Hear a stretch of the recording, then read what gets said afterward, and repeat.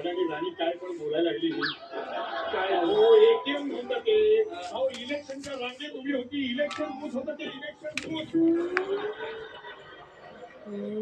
आणि इलेक्शन सेवा हीच खरी ईश्वर सेवा.